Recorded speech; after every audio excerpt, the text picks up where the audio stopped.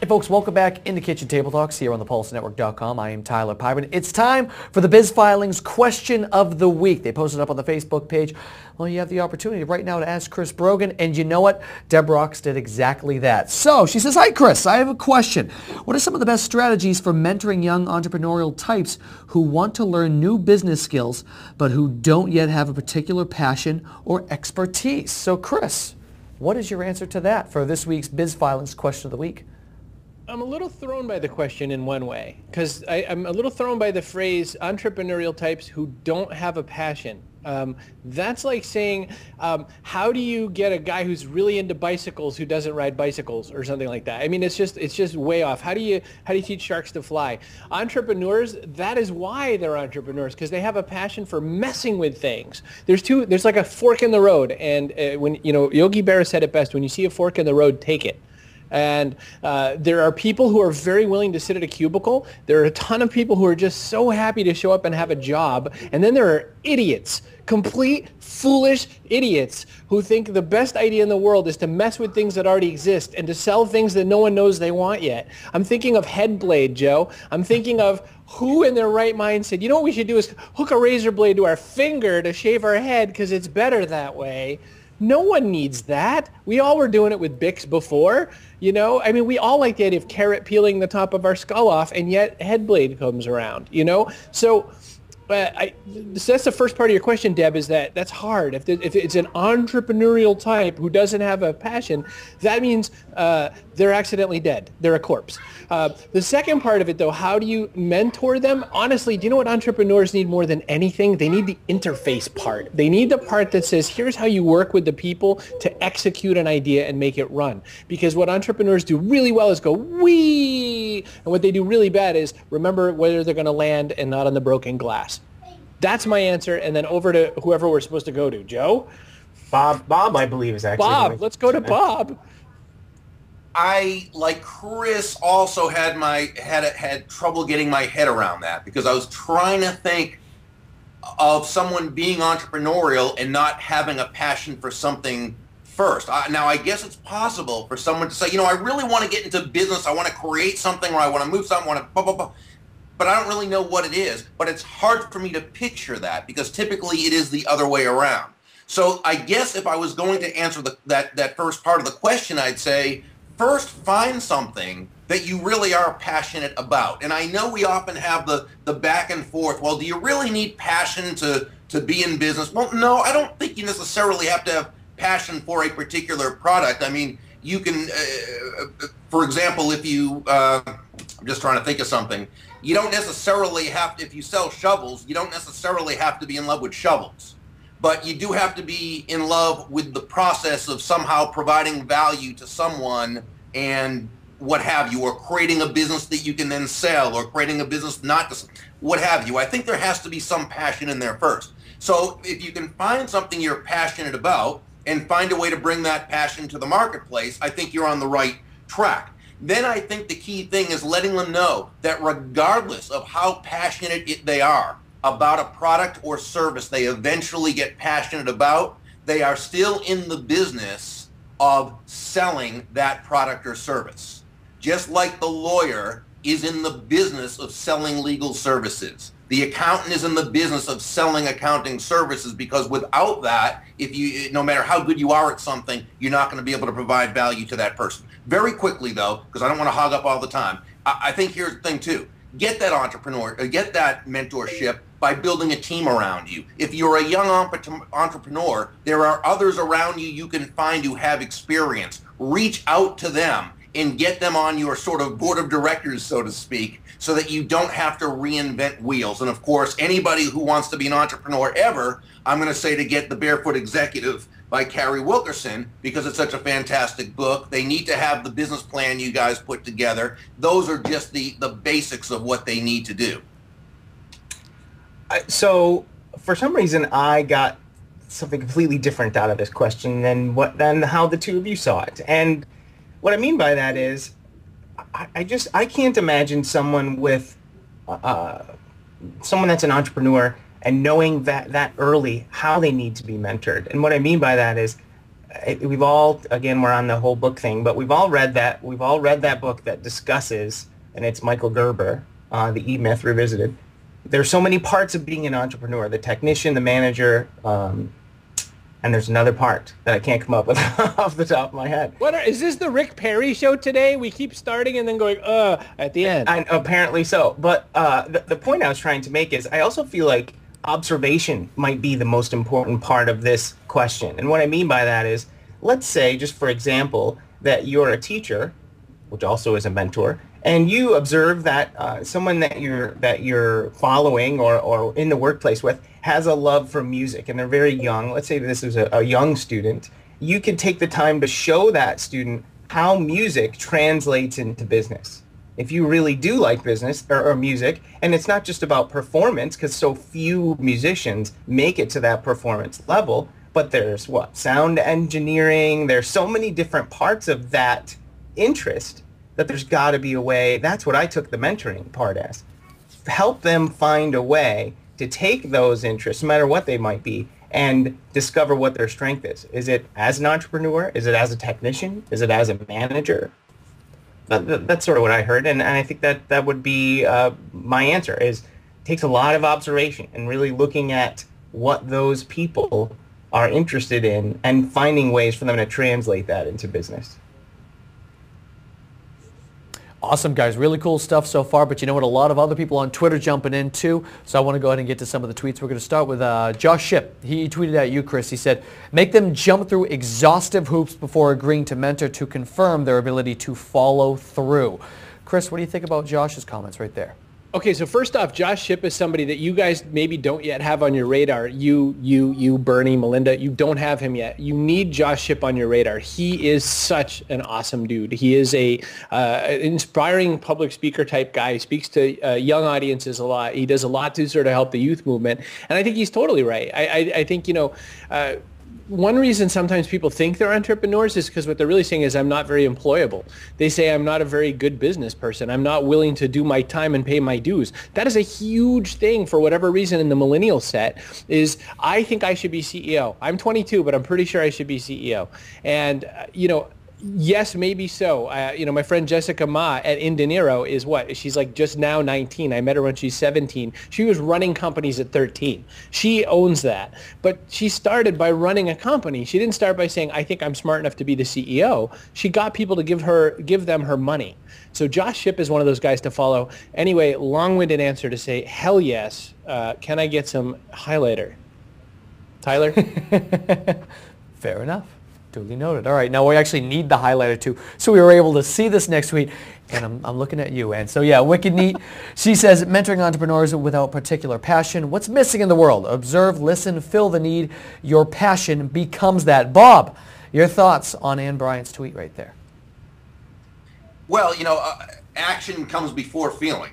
People think you have to feel a certain way before acting that way. That's not necessarily true. Acting comes before feeling. You can act your way into feel. I don't mean act in a phony way. I mean just act by taking action.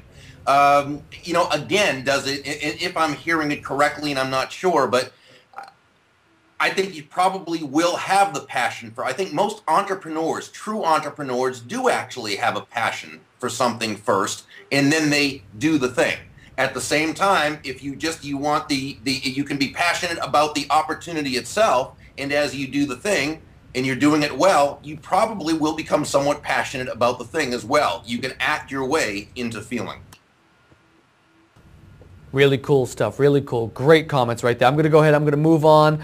Let's go on to CES at BSU. That's the one I'm going to go ahead and jump to, guys. That would be the Center for Entrepreneurship Studies at Bridgewater State University.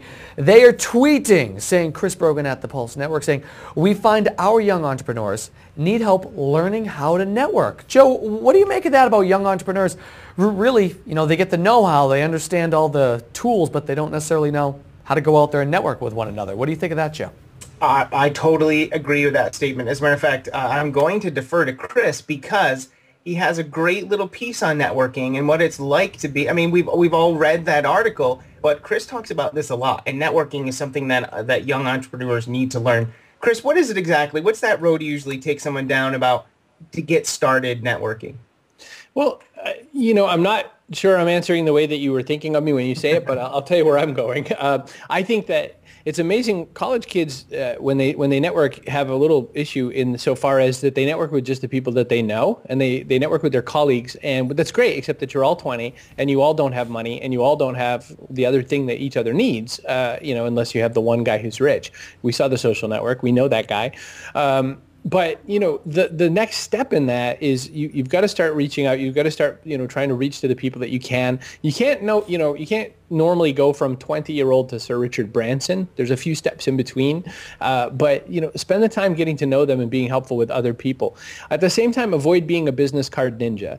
Avoid, chucking the business cards, thank you, Joe, right into their belly, and make sure that you don't do that thing where you're pushing your cards into their hands without them needing anything from you. What you're trying to do mostly is gather their cards, because he who has the cards wins. And, that's kind of the goal, is you want to collect cards where you think you can add some value to all those people.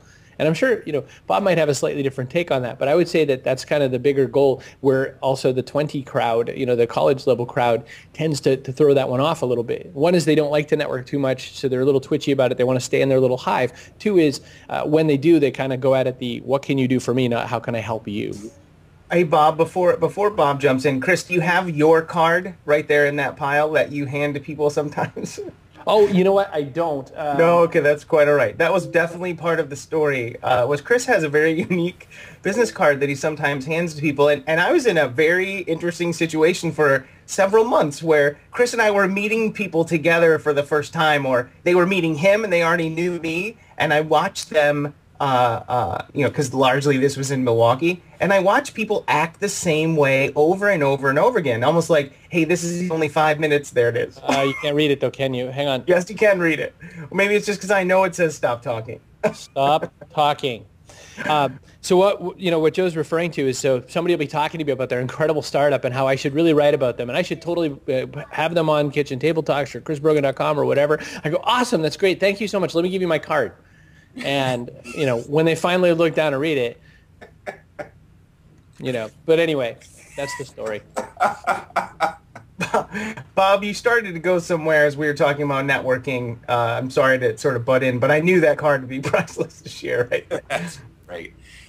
Every time, Joe, when I hear someone ask a question about network, and the question that was asked was a very good question.